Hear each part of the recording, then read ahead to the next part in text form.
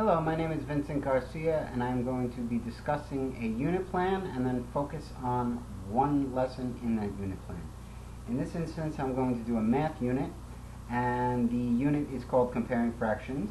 It's going to start off by problem solving, comparing fractions, asking the children how can you use the strategy acted out to solve comparison problems.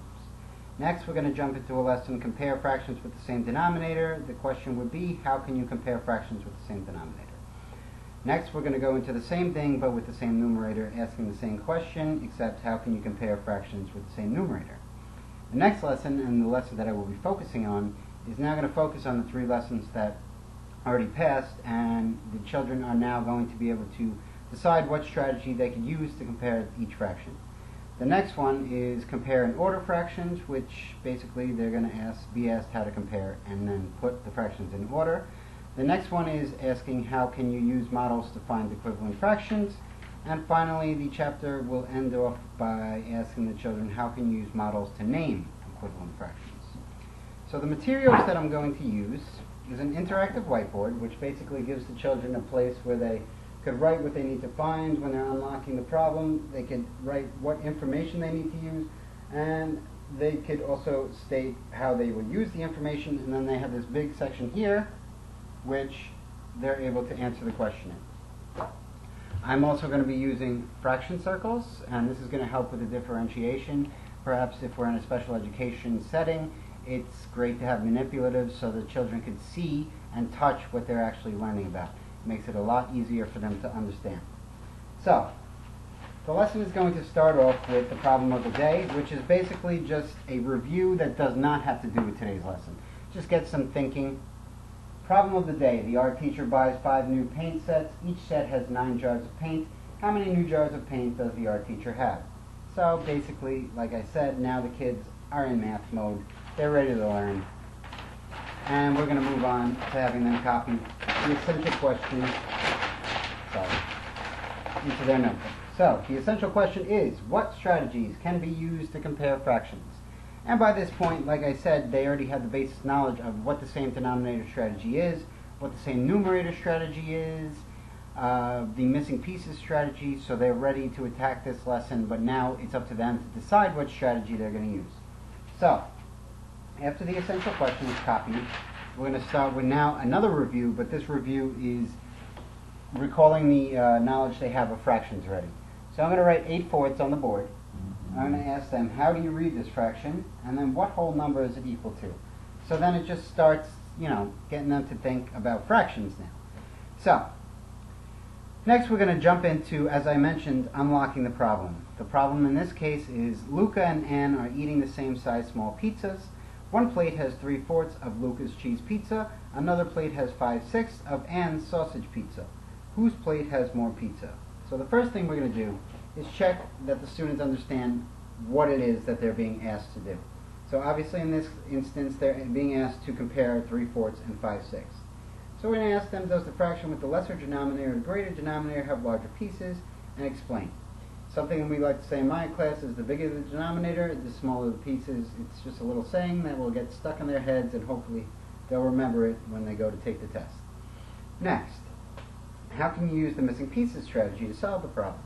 So basically now we could use our fraction circles. They could take out the whole, and they could start seeing, like in that case, you see 1/5, and you can compare it. I know this wasn't in the problem, but this is just what I grabbed. You can compare it to 1/10 and see that 1/5 is obviously bigger than 1/10. So if we made the whole fraction circle and left the missing pieces out, then the students could also see what is the bigger piece. So next we're going to move on to the same denominator strategy. This is when the denominators are the same, you can compare only the number of pieces or the numerator. Next we're going to move to the same numerator strategy. This is basically the same thing but the opposite. It's when the numerators are the same, look at the denominators to compare the size of the pieces. This is also another time we'll mention the bigger the pieces, the bigger the denominator, the smaller pieces. So basically, now that they got the lesson down, we're going to start and we're going to do some guided practice. So they're going to answer a couple questions in their notebook, and there's going to be certain questions where if they have trouble with, we're going to know that they need extra help. So at this point, we can move them on to RTI Tier 1, or we could do some reteach, which is another book that comes with the curriculum, and it basically breaks everything down. So everything we're working with in the original textbook is with circles and circle fractions. Now in the reteach, we're showing them bar fractions, so maybe it will help them see it in a different way, and perhaps now they can start to understand now that they're seeing it in a different way. It makes it a lot easier when you're lining them up as opposed to looking at them on a circle. So basically, after that, we're going to move on to the independent practice. So now the students, as long as they answer the questions correctly in the reteach or the RTI, now they can come back into our group and we can start doing the independent practice. This is just a page. They're going to decide what strategy they're going to use for comparing fractions. There's some circles, there's some just looking at the fractions, and basically after that we're going to wrap up the lesson. It goes into some word problems because now we have to try to tie it into real life. Like looking at 1/2 compared to two halves. Yes, we understand it, but why do we have to understand it? So basically we have another problem that's talking about Tracy, who is making a blueberry cake. She's using 4/4 cups of sugar and 4/2 cup of flour. Which of the following correctly compares the fractions? So now the students are starting to see that fractions might come in handy when baking, when making anything really. I know I'm a cook and I have trouble comparing fractions sometimes. So it's good to try to tie it in so that they know what's going on. Now, GoMath also provides us with some other ways to differentiate instruction. There's a little game that they have talking about who's the greatest. They complete an activity card by using fraction tiles to compare ordered fractions. There's also another fraction action game.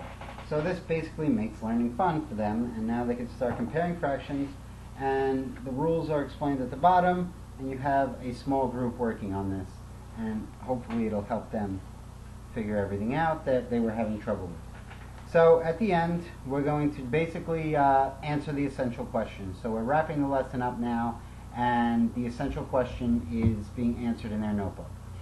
Now, the assessment for this lesson, you have the before assessment, which was our review. You have the assessment that's taking place during the lesson, which is the guided practice and the independent practice. And then we have the after lesson assessment, which is the homework that we're going to send the children home with. Now, I researched a performance task that models this lesson, and it basically gives a 5-part performance task talking about Noreen and Hakeem, who are in an art class. They work with paper and ribbons to make the shapes and designs for a mural. They use a large piece of paper to cover a wall for their mural. Noreen paints 3/6 of the mural yellow, Hakeem paints 3/8 of the mural green. Who paints a larger picture of the mural? Draw a model to compare fractions, then write a fraction sentence using greater than or less than, and solve the problem. It goes on to talk about Hakeem, who stretches a green ribbon about 2/6 of the mural. He stretches a blue ribbon across 5/6 of the mural. Which ribbon is longer? Draw a fraction strip to compare the fractions, then write the fraction sentence using greater than or less than to compare the problems. So it goes on with some similar problems, and the students are graded on a 4-point task rubric.